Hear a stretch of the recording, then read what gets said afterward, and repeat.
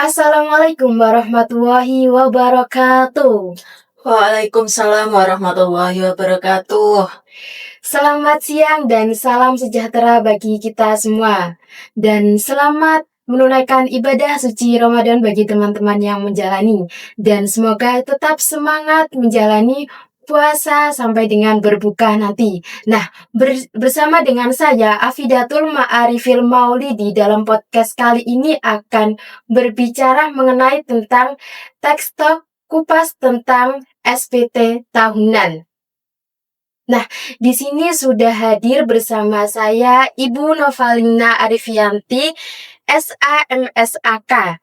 Nah, beliau adalah selaku dosen akuntansi. Halo Ibu, selamat siang. Bagaimana nih kabarnya Ibu hari ini? Selamat siang, Mbak. Kabar saya sehat dan masih bersemangat.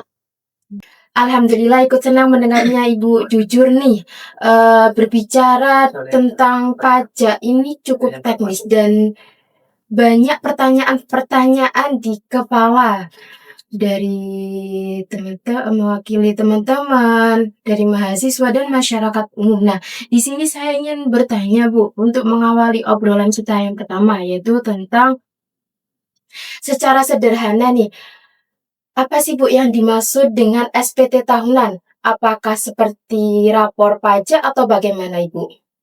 Jadi, SPT tahunan adalah dokumen yang digunakan untuk melaporkan perhitungan pajak kita. Tujuannya adalah agar pajak yang terutang, nominalnya, perhitungannya sama dengan yang sebenarnya. Oh, gitu nggih, Bu. Nah, kalau sudah bicara tentang SPT nih, biasanya orang-orang udah mulai panik terkait deadline pelaporan SPT. Nah, itu boleh dijelaskan nggak, Bu? Terkait deadline pelaporan SPT itu bagaimana? Apa 1 tahun, 2 tahun, atau gimana, Ibu?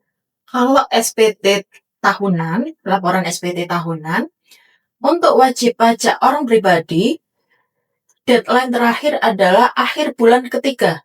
Bulan ketiga adalah Maret, berarti akhir bulan Maret. Sedangkan untuk wajib pajak badan, terakhir adalah akhir bulan keempat. Akhir bulan keempat berarti bulan April ya, akhir bulan April.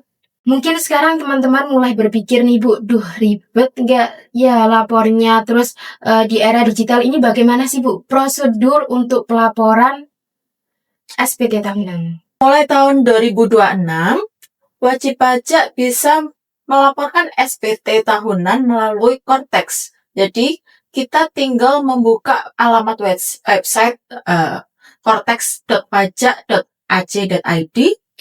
Yang pertama kali dilakukan adalah membuat akun atau aktivasi akun. Kemudian kita meminta kode otorisasi pajak untuk mendapatkan sertifikat elektronik. Jadi sertifikat elektronik ini dipersamakan dengan tanda tangan elektronik. Baru kita bisa membuat konsep SPT tahunan. Dari situlah kita bisa melaporkan SPT tahunan melalui Cortex. Oh, begitu nggih, Bu. Nah, ini jikalau ada yang kurang bayar atau lebih bayar itu pripun, Bu?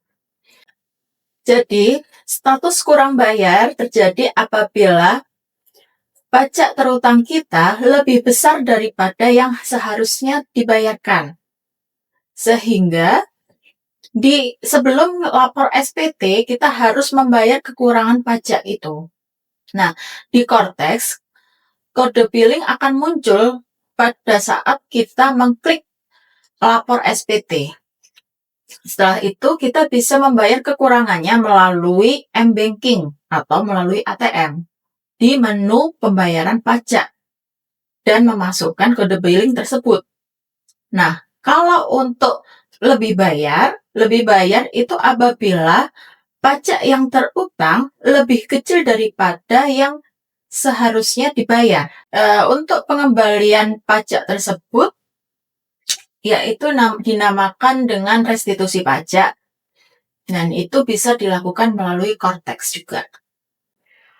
Wah, ini sungguh luar biasa ya, Bu, terkait prosedur pelaporan pajak. Nah, ini kalau perbedaan tahun lalu dengan sekarang ini, pelaporan SPT tahunan ini bagaimana nih, Bu? Jadi kalau tahun ini kita menggunakan Cortex. Kalau masih tahun lalu itu menggunakan e-filing ya, DJP online. Perbedaannya, yang pertama dengan Cortex ini tidak perlu e-fin. Kemudian yang kedua, di Cortex itu bisa muncul bukti potong kita semua. Kalau dulu kan kita menunggu pengiriman bukti potong. Misal kalau saya ngajar di Unusa, saya akan dikirimi bukti potong lewat email kan. Nah, kalau saya ngajar di tempat lain juga, maka saya akan menunggu bukti potong di tempat tersebut ya, akan dikirim melalui email. Nah, kalau di Cortex, semua bukti potong bisa keluar. Sekarang lebih menakutkan daripada yang dulu, Mbak. Karena semua bukti potong itu bisa keluar.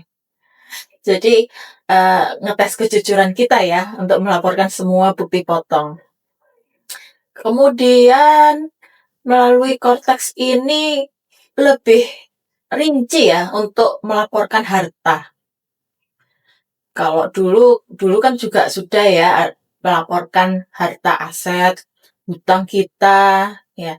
Kalau di sekarang itu bisa dirinci rekeningnya apa, kemudian nomor rekeningnya berapa, saldonya berapa, kemudian untuk aset tetap itu atau aset kendaraan ya, itu minta plat nomor, kemudian nama pemilik, ya kalau belum balik nama. Jadi sekarang itu lebih rinci. Jadi dengan adanya Cortex ini memudahkan kita nggih Bu ya dalam pelaporan SPT, detail-detailnya juga, apalagi kami sebagai mahasiswa akuntansi yang akan memulai karir setelah lulus itu sangat bermanfaat nggih Bu. Nah, dari saya sangat banyak terima kasih kepada Ibu Novalina Arifianti yang telah meluangkan waktu bersama podcast pada hari ini. Ini sangat begitu menjawab pertanyaan. Nah, ini Bu, apakah ada quotes untuk kita nih supaya lebih semangat dalam membayar pajak? Pajak itu kita membayarnya untuk penerimaan negara dan digunakan untuk kesejahteraan rakyat. Jadi jangan lupa untuk membayar pajak.